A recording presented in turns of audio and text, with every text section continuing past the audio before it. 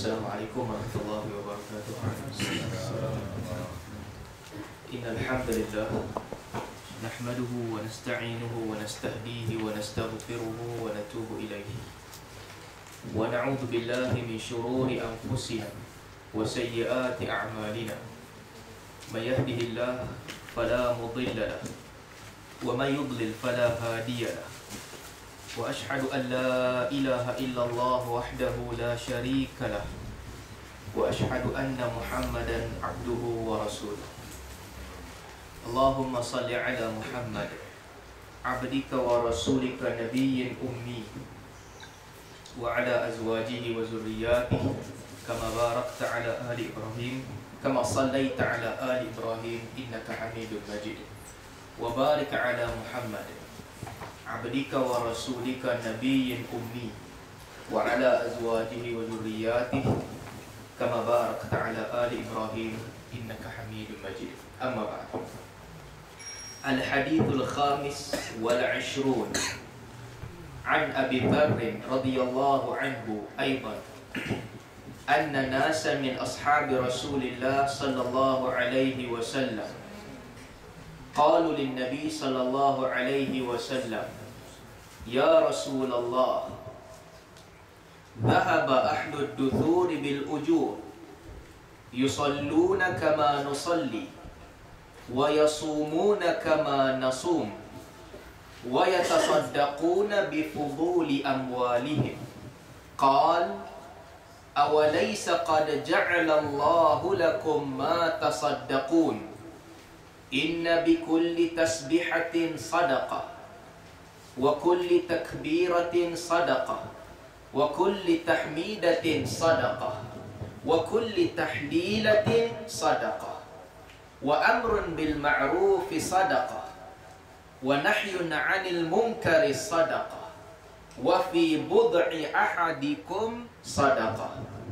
Qalu ya Rasulullah ayati ahaduna syahwatahu wa yakunu lahu fiha sadaqah? Qal ara'aytum law wada'aha fi haramin akana alayhi wizrun fakadhalika idza wada'aha fil halal kana lahu ajrun. Rawahu Muslim. Hadis masih lagi dari Abu Dharr Al-Ghifari radhiyallahu anhu. Dalam kelas yang lepas kita ada cerita tentang Abu Dharr.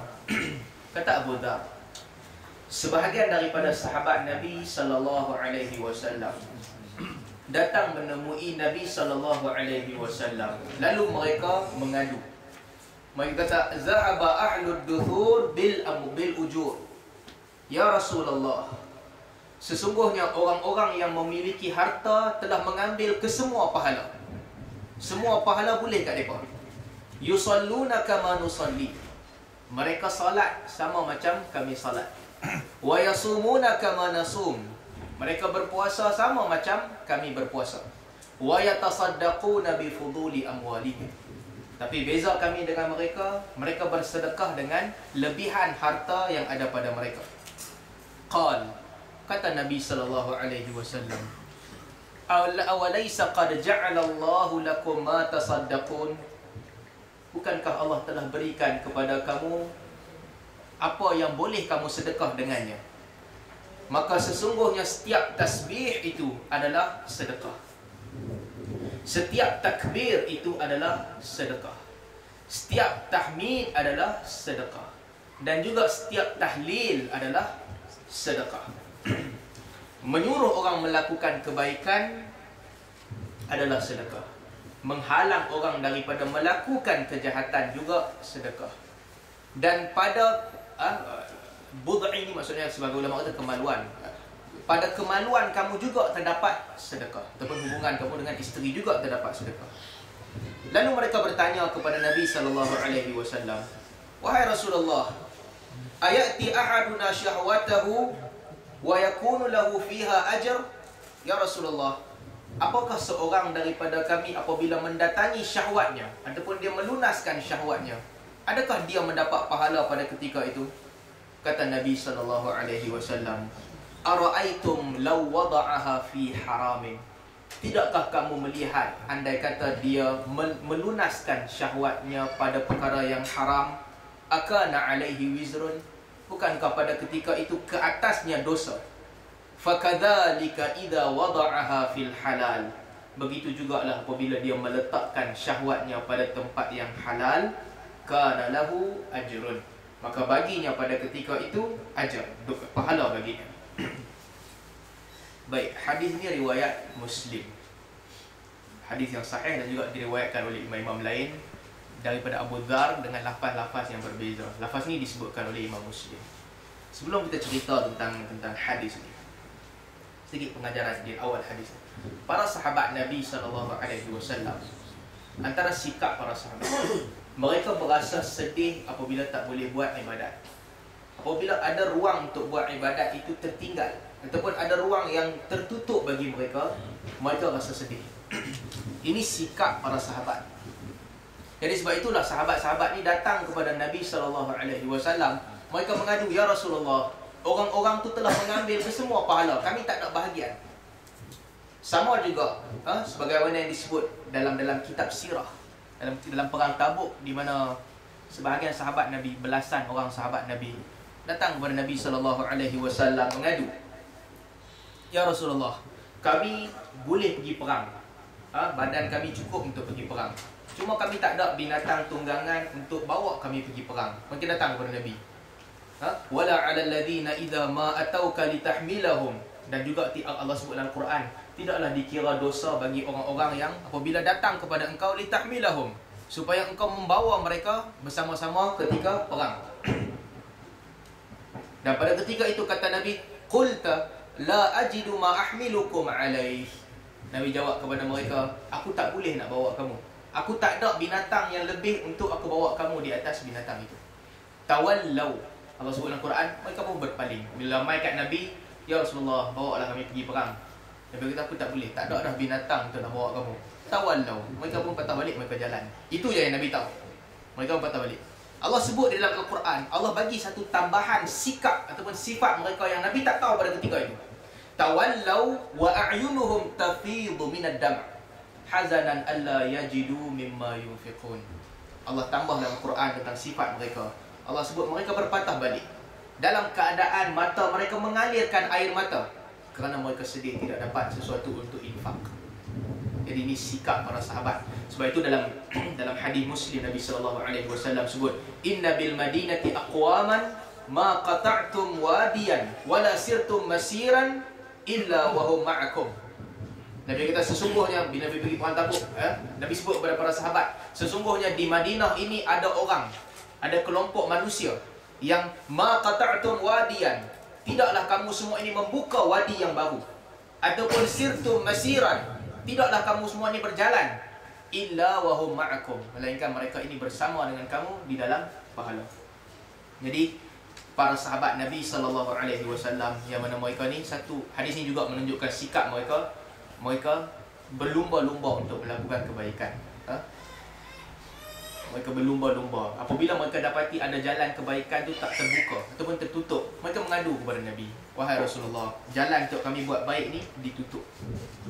Lepas tu dalam hadis sahihain juga, riwayat Bukhari dan Muslim disebutkan tentang hadis yang bunyinya hampir sama daripada Abu Hurairah. Bila sahabat datang mengadu kepada Nabi SAW, dhahaba ahlud duthur bidarajatil ula wan na'imil muqim. Datang mengadu, ya Rasulullah, orang-orang yang kaya ini mereka telah ambil ke semua kebaikan, semua tingkatan yang tinggi dalam syurga dan juga nikmat yang paling besar dalam syurga mereka telah ambil.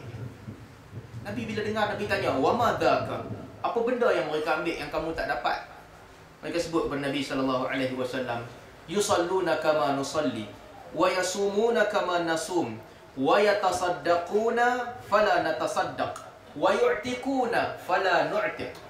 Wahai Rasulullah, mereka solat sama macam kami solat, mereka berpuasa sama macam kami berpuasa, tetapi mereka bersedekah, kami tak bersedekah.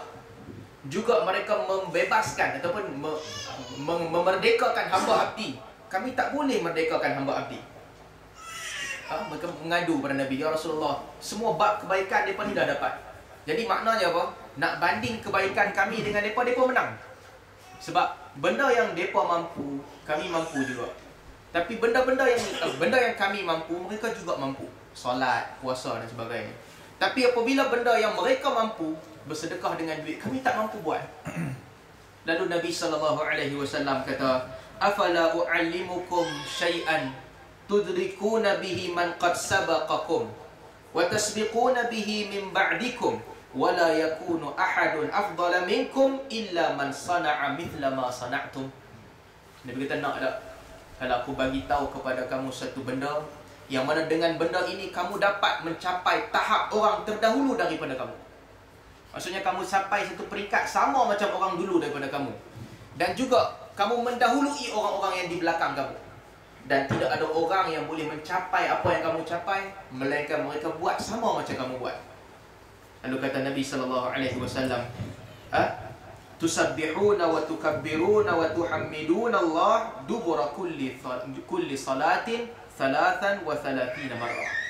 Nabi kata, hendaklah kamu bertakbir, bertasbih dan juga bertahmid. Takbir maksudnya Allahu Akbar. Tasbih subhanallah. Tahmid alhamdulillah. Setiap kali selepas solat 33 kali. Nabi kata, kalau kamu buat benda ni, dalam hadis Bukhari dan Muslim, kamu akan berada di satu tempat yang sama dengan orang terdahulu daripada kamu. Dan orang selepas kamu tak boleh capai peringkat kamu, melainkan orang yang buat sama seperti kamu buat. Maka sahabat Nabi yang miskin, mereka balik, mereka seronok. Dalam riwayat disebutkan sebahagian daripada muhajirin yang mereka tinggalkan harta mereka di Mekah, mereka seronok. Mereka balik, mereka cerita ke orang, kami pun dapat macam hampa agak. Kami pun dapat pahala lagi banyak daripada hampa. Jadi orang-orang yang kaya tanya mereka, macam mana hampa boleh banyak daripada kami? Nabi ajar kami 33.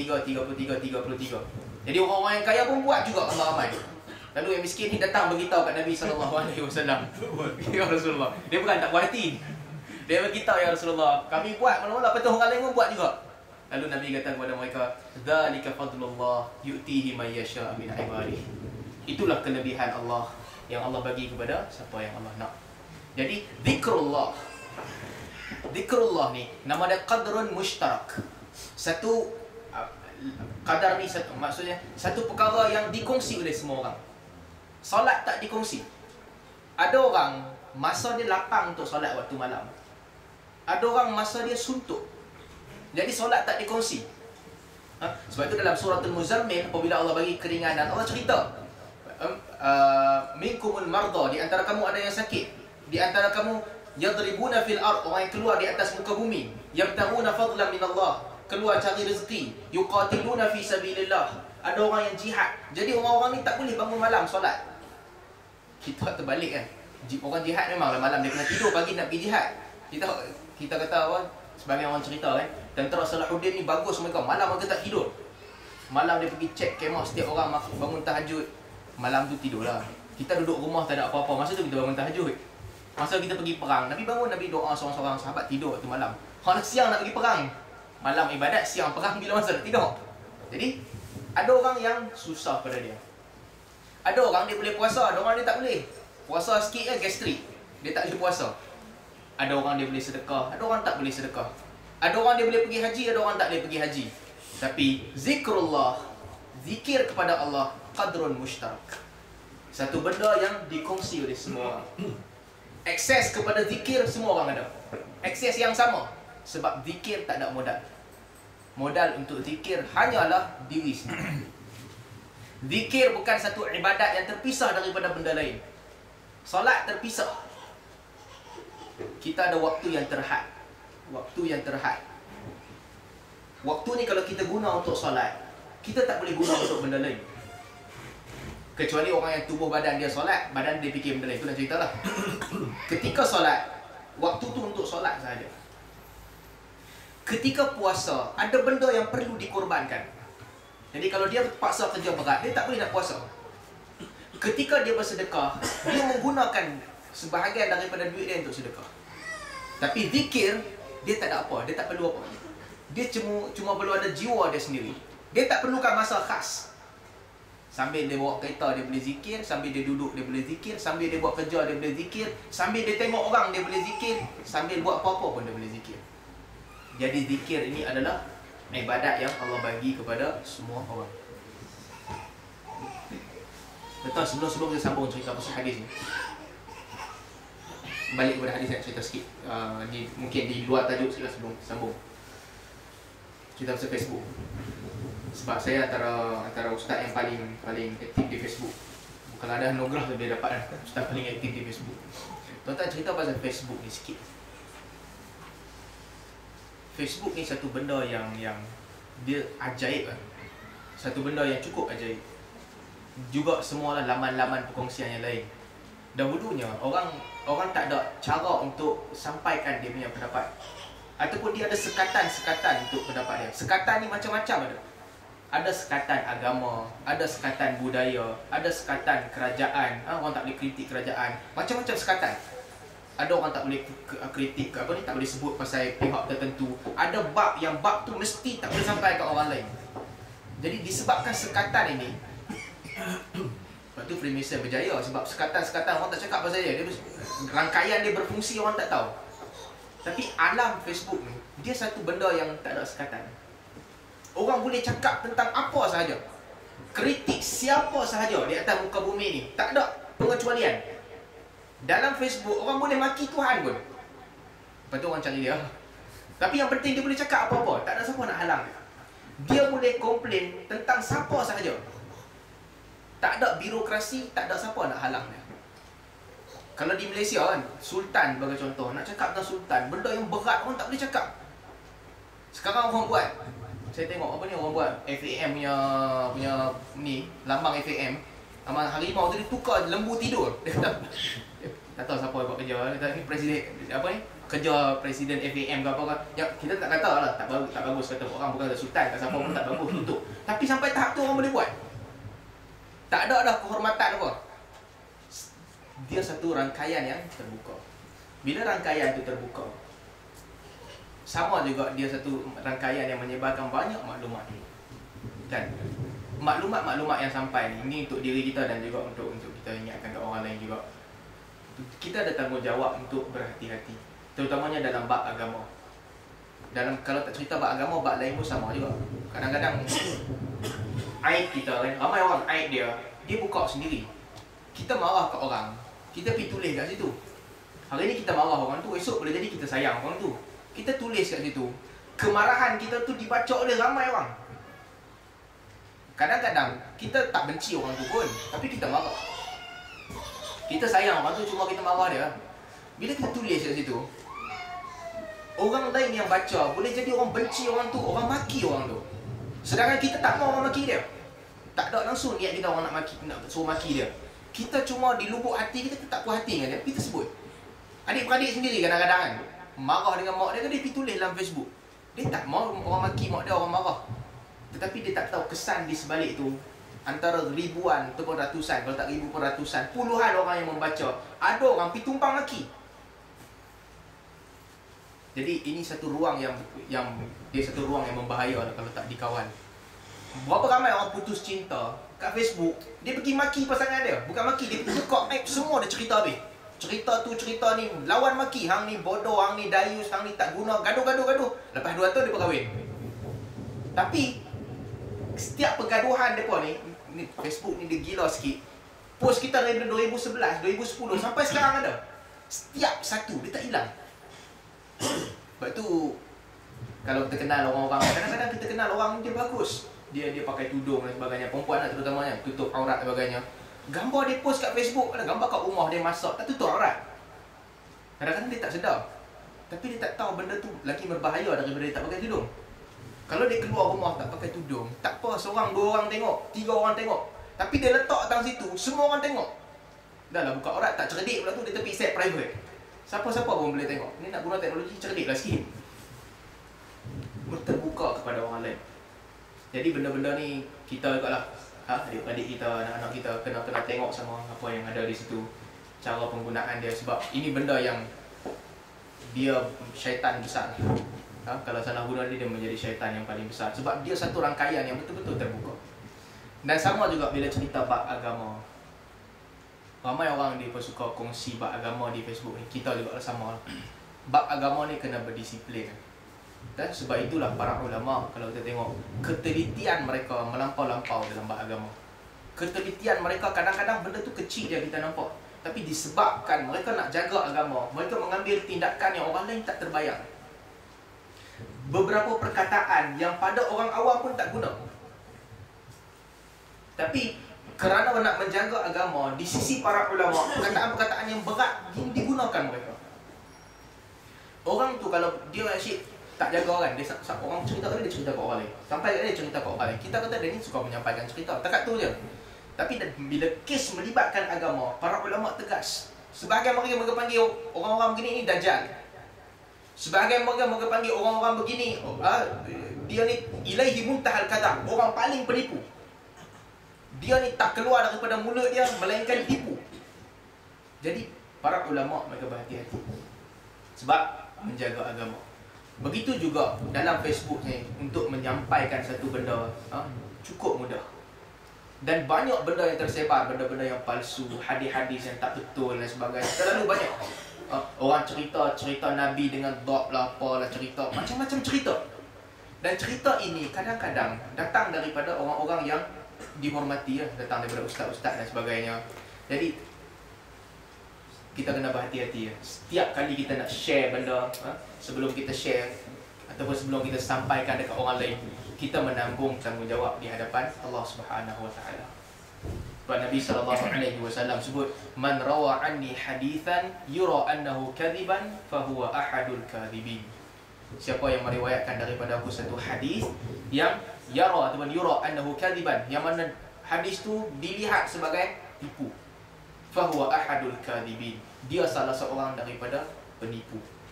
Sebab itu tuan-tuan, memikul agama ni amanah, dan bukan semua orang ambil.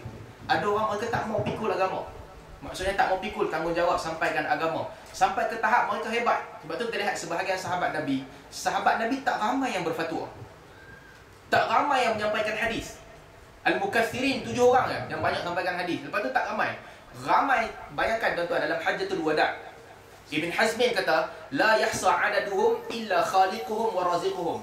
Bilangan sahabat Nabi ni cukup ramai. Bilangan mereka tak boleh dikira, melainkan Tuhan yang menciptakan mereka dan memberi rezeki kepada mereka. Dalam ramai-ramai tu, yang sampai hadis tak sampai 100 orang pun. Yang banyak sampai hadis belasan orang je. Sebab ia satu amanah yang berat. Sebab tu sebahagian orang mereka memilih untuk beribadat dan tak sampaikan dekat orang lain. Tapi kalau semua orang pilih untuk ibadat tak sampai ke orang lain, hilanglah ilmu. Dan sebab tu sama juga dalam kes fitnah. Kan, kalau tuan-tuan ingat bila berlaku perang Jamal, perang Siffin kan, kita kata pilihan paling selamat adalah pilihan majoriti sahabat yang mereka tak terlibat. Tapi kalau semua sahabat tak terlibat, rosaklah negara. Tapi pilihan berani yang tepat pada ketika itu adalah orang yang menyelesaikan fitnah itu. Jadi dalam bab menyampaikan ilmu juga begitu, dia satu tanggungjawab yang besar. Dahulunya ilmu hanya disampaikan oleh ulama, tapi dengan Facebook dan sebagainya ni, semua orang dia main share kepada orang lain, dia main copy paste kepada orang lain. Kita bertanggungjawab di hadapan Allah Subhanahu wa taala. Dan kita kena ingatkan orang lain juga, orang yang buat begitu dia bertanggungjawab di hadapan Allah Subhanahu wa taala. Kadang-kadang kita yakin dengan orang.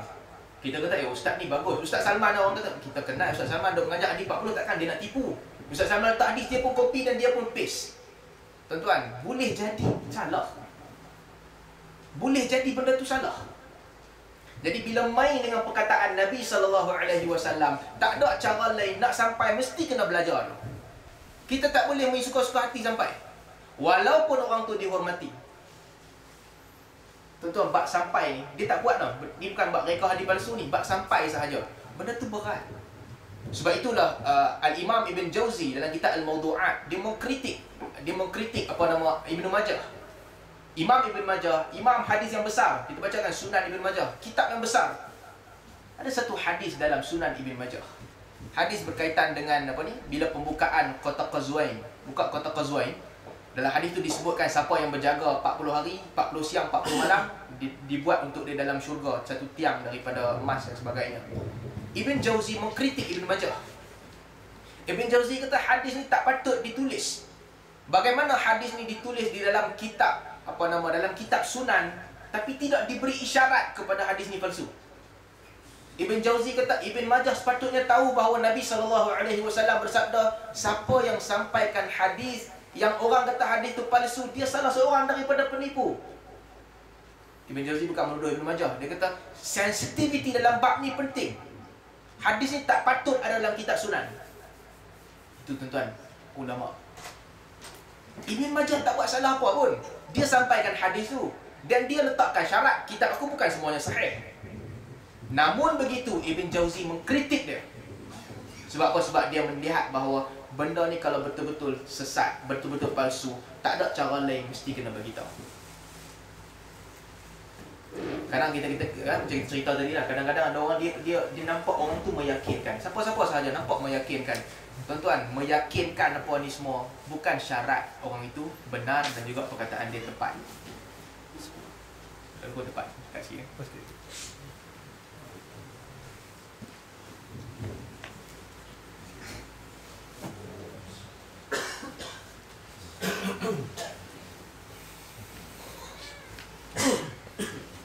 Boleh dia dapat depan sikit.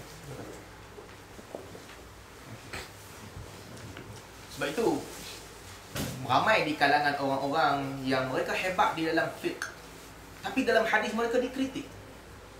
Abu Hanifah sebagai contoh. Abu Hanifah orang yang hebat dalam fiqh, tapi di sisi muhadithin dia menerima kritikan yang tak kurang beratnya. Berat. Juga orang-orang lain, Ibn Abi Layla dan sebagainya, mereka dikritik. Sebab orang itu dikenali, orang itu masyhur, itu tidak bererti dia selamat daripada kesalahan. Itu perkataan dia tepat. Mi'yar kita mesti betul. Tentu kadang-kadang bila kita, tentu boleh tengok dalam Facebook kan, kadang-kadang ada orang kata tak boleh, dia ni tak salah, dia ni takkan dia salah, dia ustaz, takkan dia bagi hadis palsu, dia mudir Darul Hadis, tak patut dia bagi hadis palsu.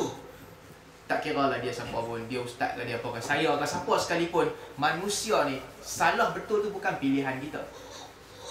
Sebab itu saya nak cerita seorang rawi hadis, Yazid bin Abban Ar-Raqashi.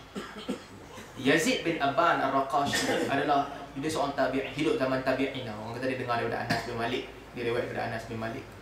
Tapi Yazid Ar-Raqashi, dia ni dikenali dengan orang yang kuat ibadat. Ibadat dia cukup kuat, yang mana orang cerita apabila dia bercakap, dia pasti menangis. Yazid Ar-Raqashi pada waktu malam bila dia jalan di tepi bukit, dia kata bukit ni engkau akan jadi haba'an mansura, engkau akan jadi debu-debu yang berterbangan. Dia sebut kat batu, engkau ni akan jadi tu, engkau ni akan jadi ni. Lepas tu dia kata, adapun aku ni, adapun Yazid Ar-Raqashi, aku ni akan ditanggungjawabkan di atas setiap yang aku buat. Dia bangun malam, disebutkan dalam kitab-kitab sirah, bila dia bangun malam, kata Yazid, idza nimtu minal lail fastaiqadtu fanimtu thaniyah fala anama Allahu aini. Dia kata kalau aku tidur waktu malam, lalu aku terjaga,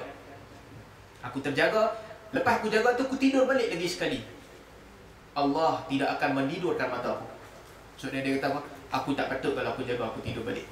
Jadi dia orang yang warak, kuat ibadat dia. Dan dia dikenali setiap kali dia bercerita dia akan menangis. Dia banyak membaca Al-Quran. Disebutkan bahawa berpuluh tahun dia lapar. Orang jumpa dia tiap-tiap hari dalam keadaan puasa. Jadi bila orang jumpa dia puasa. Dia tak buka, dia kerja puasa tiap-tiap hari. Anak dia ceritakan bahawa dia ni bila dia bercakap dia akan menangis. Dia dikenali lah Qas, seorang pencerita yang kuat menangis. Sehinggalah bila dia dekat nak mati pun sama juga. Yazid Ar-Raqashi bila dia nak mati dia menangis. Orang tanya dia sebab apa dia menangis. Dia ni ibadat dah kuat. Yazid kata aku membilang hari-hari yang aku tak bangun solat malam dan aku tak berpuasa di siang hari.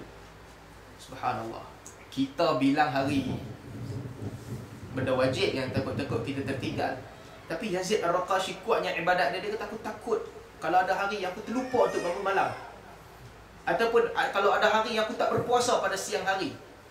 Kata Yazid, aku tak ada apa dah nak bawa solat dan sebagainya. Lalu dia kata, siapalah nak solat bagi dia lepas dia mati, siapalah nak puasa bagi dia selepas dia.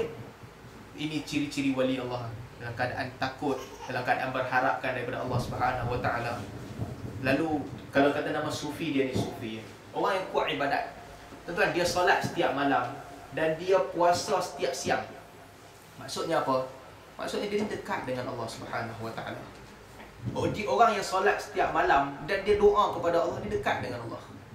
Tapi bila mai bab hadis, apabila para ulama hadis menilai kedudukan dia. Kata Syu'bah rahimahullah. Syu'bah, nama yang tak perlu dikenalkan dalam hadis tu. Kata Syu'bah, la an azni ahabba ilayya min an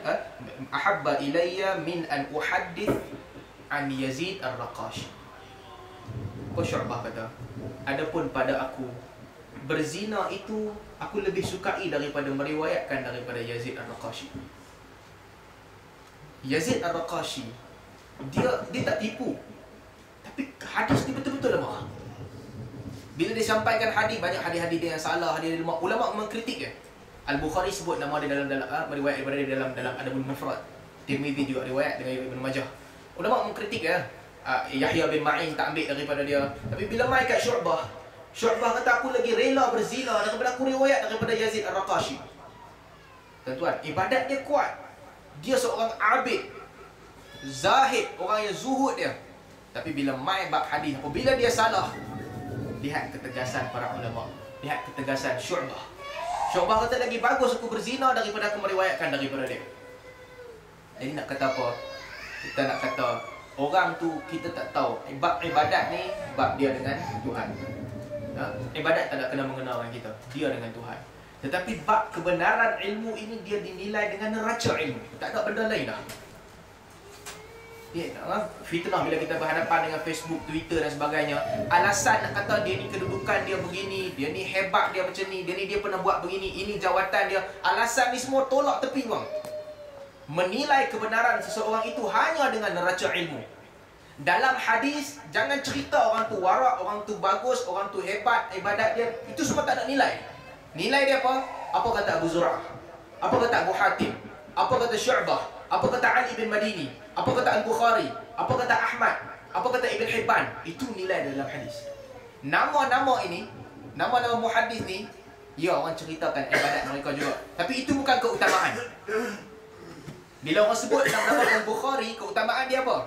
Bukhari pergi negeri ni, dia jumpa dengan orang ni, dia sampaikan benda ni, dia kritik orang ni. Bila orang cerita tentang Ali bin Madini, orang akan ceritakan kehebatan ilmu. Jadi ilmu ini tidak diambil melainkan daripada tempat dia. Jadi sebab tu dalam bab-bab ni, ramai sangat orang bila mereka ceritakan begini, janganlah buka aib dia. Walaupun dia salah, janganlah cerita ke orang. Sebab dia ni orang bagus, nanti menimbulkan fitnah. Bukan masalah orang bagus ke orang tak bagus. Kita tak ada masalah peribadi dengan siapa-siapa pun. Kalau kita geram kat dia, kita geram sama-sama kita sembang. Cakap tu dia. Peribadi dia kita tak ada niat nak sentuh langsung. Serban dia besar mana, kita tak ada niat nak cerita. Apa dia buat, bukan, itu tak ada kena-mengena kita. Tetapi bila bab ilmu, seseorang menyampaikan benda yang salah, kita kena nasihatkan orang awam. Satu, kena berhati-hati. Bab-bab attach dalam bab-bab apa ni, forward, bab share ni semua, kena berhati-hati. Tanggungjawab di hadapan Allah. Yang kedua, kalau orang tu dia ni buat salah, kesalahan dia tu mesti dia beritahu. Bab ni si fulan salah.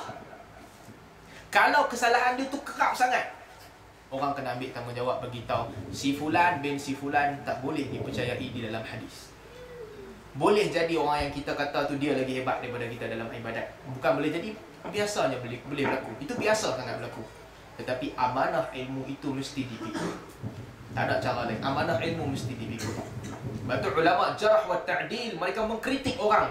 Sebahagian mereka kata, hari ini kita bercakap tentang orang yang 200 tahun dahulu, binatang tunggangan mereka telah menjejakkan kaki dalam surga. Tapi kerana amanah menjaga agama, mereka bercakap. Jadi kita juga sama, bab-bab gitu kena berhati-hati. Kita bila tekan share tu, kita menanggung tanggungjawab. Sebab tu saya sebut, kalau kita ni tak ada ilmu dalam hadis, jangan share hadis. Tak ada faedah, jangan share hadis. Orang kata apa itu? Nabi kata balighu anni walau ayah, sampaikan daripada aku walaupun satu ayat. Sampaikan tu dengan ilmu, tak ada ilmu jangan sampaikan. Ceritalah, cerita dongeng ke, cerita ibadat ke, cerita si fulan tu jumpa bini dia dalam mana. Itu cerita, tak apa. Orang ni ibadat dia kuat, dia bangun tiap-tiap malam, cerita. Orang ni dia mati, anak dia mati, kesian kat dia, laki dia pun mati. Itu cerita. Orang ni dia baru buat Facebook 3 bulan, lepas tu dia mati aksiden. Cerita, tak apa.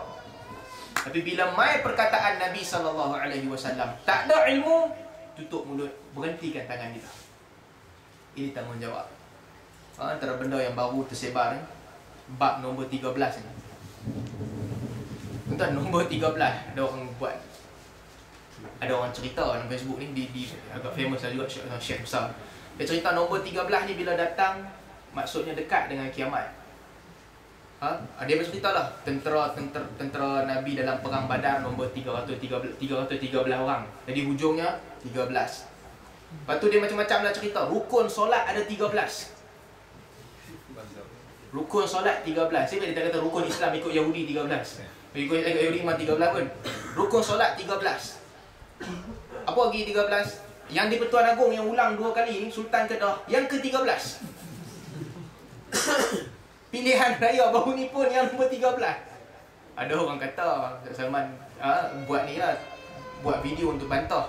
Saya kata, apa kita nak bantah? Biar benda-benda ada asal, bolehlah kita bantah. Benda ni nak bantah juga. Lepas tu Arab kata ni, butlanuha yughni an ibtaliha.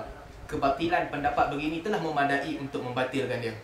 Jadi benda ni tak perlu dibatalkan, tak perlu dibantah. Tapi benda ni disebar, disebut oleh orang yang ada kedudukan ni, orang yang hebat lah, dipandang hebat. Tak apalah kalau dia salah, mudah-mudahan Allah ampunkan dia. Kalau dia salah, dia kena mengaku salah lah. Tapi bab begini, dia kata betul, Ustaz tu kata banyaknya nombor 13 ni tanda dekat dengan kiamat. Kita dah dekat dengan kiamat. Kita masuk tanda pertengahan kiamat. Dalilnya apa? Dalilnya nombor 13 ni duk main kerak-kerak. Nak merepek pun pada-pada lah. Merepek melampau-lampau sangat. Takkanlah ada salah satu bab dalam Islam apabila Sultan Melayu yang mana ke berulang kali menjadi sultan, menjadi raja kali kedua, dia berlaku pada apa? Putaran yang ke-13, itu tanda kiamat. Itu memang teruk sangatlah. Bila berlaku PRU ke-13 di Malaysia, itu tanda pertengahan kiamat. Ini mana punya merepek ni? Nak merepek pada-pada. Kalau itu sandaran ilmu kita, orang Melayu dia buat macam tu, orang Cina dia buat cara Cina dia sendiri, orang India dia buat cara dia India sendiri, orang Afrika dia ada tanda-tanda dia sendiri, orang Europe dia ada tanda dia sendiri, Amerika Latin dia ada tanda dia sendiri, orang Amerika Utara ada tanda dia sendiri, orang Asia Selatan semua tanda dia sendiri. Lah berjuta tanda kiamat. Berjuta tanda kiamat, orang lain pun tak tahu. Tanda kiamat tumbuh pokok ni kat negara sekian. Betul ya? Betul. Kami tak tahu pun. Hang tak duduk negara tu, hang tak tahu.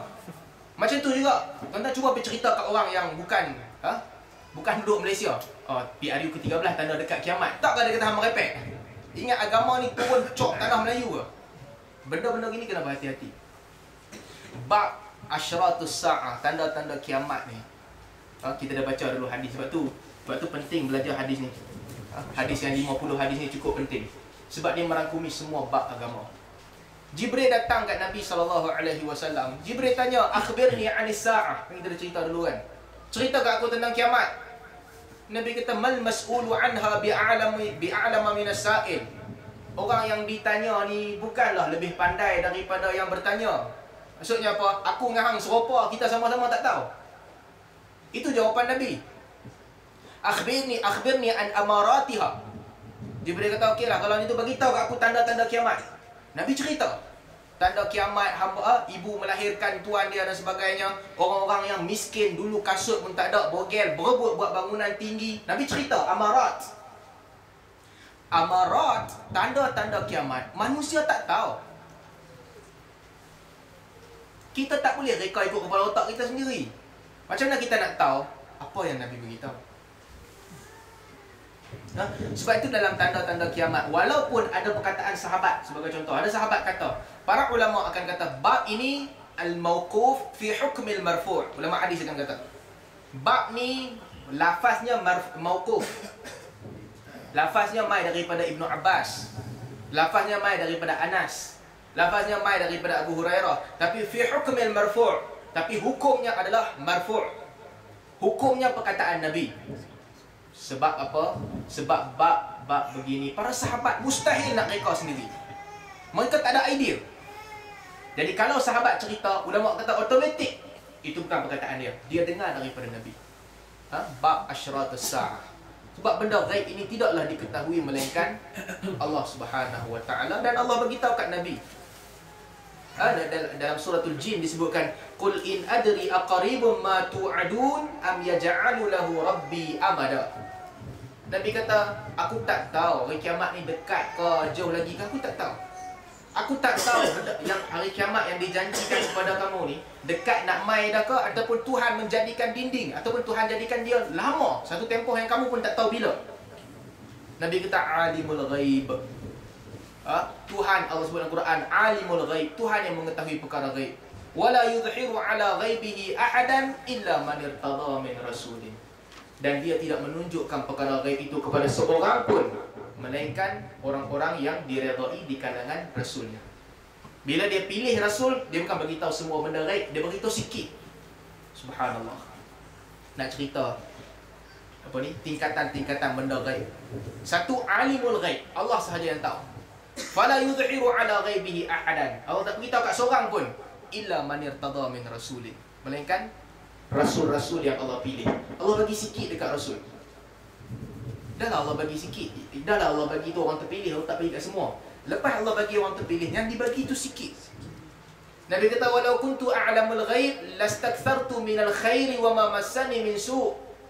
Nabi kata, kalau aku tahu benda ghaib, mesti aku dapat banyak kebaikan dan mudarat tak timpa aku. Ini ghaib maksudnya apa? Apa akan berlaku, apa akan berlaku, Nabi tak tahu. Betul lah, kalau Nabi tahu memang lastakthartu minal khair, banyak kebaikan aku dapat. Wa ma massani yasu', kejahatan tak timpa kita. Kalau kita tahu aku ikut jalan yang aku accident, aku ikut jalan sebelah. Kalau aku tahu aku melabur kat sini aku akan bankrupt, aku melabur kat tempat lagi satu. Kalau aku tahu tanah ni lagi 4 tahun harga akan naik, aku beli tanah tu sekarang. Kalau tahu benda ghaib, memang tak ada masalah. Nabi kata, aku tak tahu benda ghaib. Itu Nabi SAW. Kita tiba-tiba datang merepek dengan tanda-tanda kiamat yang tak ada kena mengena, nombor 13. Ini semua khurafat yang tak tentu hala. Mana datang benda-benda begini? Cina kot ada kot benda ni. Cina nombor 4 dia tak suka kan. Tak nombor 4, nombor sial pada dia. 13. Tapi dia tak suka nombor 4. Ada juga orang pergi ikut. Ramai juga orang ikut. Saya tadi saja baca-baca tengok. Antara yang apa, yang cuba, tak tahulah sikit sebanyak ikut ni, Nokia yang telefon tak ada siri 4. Dia 3 tu dia nombor-nombor lain, nombor 4 tak ada langsung. Tu ada beberapa benda yang kan kat bangunan nombor 4 dia skip. Pergi tingkat 3 tu pergi naik tingkat 5. 3A ataupun 3A. Ataupun dia start 1 negatif 1 apa tu, dia pergi 3, 5. Dia tak ada nombor 4. Dia nak bagi hilang terus daripada kamus hidup dia. Sebab apa? Oh, ada 4 ni masalah. Ada 4 ni hidup kita tak aman. Takut macam tu. Isi 4 okey. Isi 4. Ha? Apa? Isteri 4. Oh, Samsung bagus lah. Samsung, Apple ni semua tak ada khurafat lah. Dia bubuh 1 sampai 10. Khurafat ni semua zaman dulu punya. Sudah hilang. Yahudi pula. Saya dengar Yahudi dia nombor 13. Kata saya, sahabat saya post tadi dengan Facebook. Yahudi dia nombor 13. Ada beberapa perkiraan dia. Benda-benda begini, main dengan nombor-nombor ni, orang Islam tak ada benda ni. Islam datang memerangi khurafat. Tak ada lah baik ke tak baik ke tak ada, melainkan apa yang disebut dalam Quran, apa yang disebut dalam sunnah. Jadi benda-benda begini kena berhati-hati, jangan post dan kena ingatkan orang bahawa dia benda yang bercanggah dengan agama. Tak ada asal usul di dalam agama. Dia bukan pasal kita kata kita kesian lah kat dia, kita jaga benda-benda aib dia jangan dibuka. Tak. Aib peribadi dia betul. Kita juga harap aib peribadi kita tak dibuka. Semua orang macam tu. Allahumma astur uyubi wa amin rawati. Ya Allah, tutuplah. Allahumma astur aurati. Ya Allah, tutuplah kemaluan kita dan juga wa amin rawati. Selamatkanlah kita daripada ketakutan. Kita minta doa tu untuk kita dan juga orang lain. Semua orang. Mudah-mudahan Allah tutup. Kita juga tutup aib orang. Kita nampak aib fizikal orang, aib peribadi orang, kita tutup. Kita harap mudah-mudahan Allah tutup juga aib kita. Tapi bila mai bab ilmu, merepek dalam ilmu, ini bukan bab peribadi lagi. Ini bab melibatkan agama. Kita juga kalau buat begitu kesalahan kita, sampaikan hadis palsu, mudah-mudahan orang sampaikan kepada orang lain. Ketika kita masih hidup ataupun selepas kita dah mati. Tentang video sekarang ni kat Facebook, orang semua tengok, tersebar. Orang baca, orang tengok, oh Ustaz Salman hadis ni palsu. Siapa-siapa sahaja yang tengok, siapa-siapa sahaja yang kesan, keluarkan, bagi tahu. Ustaz Salman bagi tahu hadis ni palsu, tak betul. Mesti buat begitu. Dan begitu juga dengan orang lain. Bila melibatkan bab ilmu, dia kena berhati-hati dan dalam bab ni tak ada toleransi. Abdul Rahman bin Mahdi kata khaslatan la yastaqimu fihi ma husnudzan. Ada dua sifat yang tak ada husnudzan, mesti betul-betul tepat. Satu hukum, yang kedua hadis. Hukum pergi mahkamah tak ada husnudzan. Kita nampak orang tu mencuri, kita kata dia mencuri. Kita nampak dia berzina, kita kata dia berzina. Saya nampak dia celuk tabung masjid, tapi saya tak tahulah pokok dia nak sedekah RM5, dia letak 10, dia nak ambil duit belen kot. Itu tak ada. Husnudzan tak ada. Hang nampak dia korek tabung, aku nampak dia korek tabung. Dekat tu je.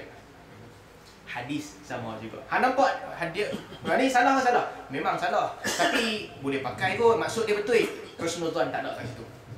Kalau ulama hadis duk main husnudzan, tersebarlah ke semua hadis palsu. Hadis ni memang palsu, tapi fadilat dia betul. Dia ni memang buat hadis palsu, tapi niat dia bagus. Nuh bin Abi Maryam, niat dia buat hadis palsu, niat dia bagus. Dia orang ibadat, pasal apa buat hadis palsu? Apa orang ni semua? Dia ni duk baca kitab fiqh Hanafi, dia ni duk baca kitab fiqh Syafi'i, semua kitab fiqh. Aku buat tentang fadilat Quran, orang baca Quran. Niat dia bagus, tapi benda tu salah. Jangan duk main kata maksud dia betul. Tak ada. Nabi tak kata benda tu salah.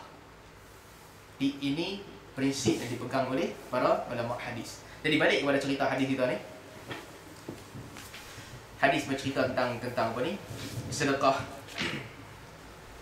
Hadis ni juga menunjukkan bahawa semua amalan kebaikan ni dikira sedekah. Kullu ma'rufin sadaqah. Dalam hadis yang diriwayatkan oleh Muslim. Setiap yang ma'ruf, yang baik itu dinamakan sedekah. Sebahagian ulama kata sedekah ni tak dapat melainkan dengan niat. Niat dia bagi benda yang ini. Orang dia bila dia bagi benda yang diharapkan baru dikira sedekah. Tapi sedekah ni satu bab yang umum. Tak kira lah mana dia niat dia tak niatkan dia bagi itu kira sedekah. Sama ada benda tu orang perlu ke, orang tak perlu ke, dia bagi, dia kira sedekah. Dan menerima itu dikira menerima sedekah. Allah Subhanahu Wa Taala, sedekah ni bagi. Allah bagi sedekah kat kita. Dalam hadis yang diriwayatkan oleh Imam Muslim berkaitan dengan apa ni? Salat qasar ketika safar kan, safar jadi 2 rakaat, yang 4 jadi 2 kan. Jadi disebutkan dalam hadis tu, sadaqatun tasaddaqa biha alaikum faqbalu sadaqatah.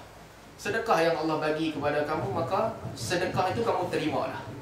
Jadi itu salah satu sedekah, keringanan yang Allah bagi kepada kita. Begitu juga dalam hadis berkaitan dengan hadis riwayat Imam An-Nasa'i juga dihukumkan sebagai sahih berkaitan dengan orang yang tak bangun malam. Tiap hari dia bangun malam, dia dah plan dia nak bangun malam, tapi tiba-tiba ghalaba alaihi naum. Dia ni telah dikalahkan oleh tidur. Tidur telah mengalahkan dia. Dia tak bangun. Apa jadi pada dia? Kataballahu lahu ajra salatihi. Allah tulis baginya pahala seperti dia bangun solat. Maksudnya dia dah niat dah nak bangun solat. Yalah, tak kira lah, ada orang dia memang rutin dia setiap hari dia solat malam. Setiap hari dia solat malam, malam tu dia tertidur. Jam dia bateri habis ke, tak bunyi ke, dia tertidur. Jadi kataballahu lahu ajra salatihi. Allah bagi kat dia pahala solat dia. Ataupun ada orang dia tak solat setiap malam, pada dia weekend je dia free. Hari kerja dia tak boleh, dia pergi kerja dia mengantuk. Setiap weekend dia bangkit, hari tu dia tertidur malam. Allah tulis baginya pahala kalau dia tertidur. Dan disebutkan wa kana naumuhu sadaqatan minallah tasaddaqa biha alaihi. Adapun tidurnya itu adalah sedekah yang Allah bagi kepada dia. Allah bagi kat dia. Maksudnya yang dia tak sedar, dia terlena itu sedekah yang Allah bagi kat dia. Sama juga ibadat-ibadat yang lain kan. Keringanan-keringanan yang Allah bagi kat kita, itu dikira sedekah, kita terima. Tapi orang Islam, orang beriman, dia macam kita cerita tadi, macam Yazid Ar-Raqashi.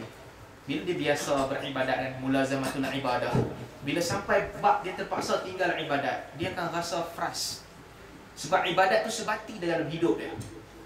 Dia baca Quran setiap hari. Hari tu dia tak boleh, macam-macam halangan dia tak boleh baca Quran. Hidup dia rasa tak berapa nak sempurna. Tak jadi. Dia pergi masjid, setiap hari dia jamaah ke masjid. Tapi bila dia sakit, cari 2 hari dia tak keluar rumah, dia tak pergi masjid, dia rasa hidup dia ni tak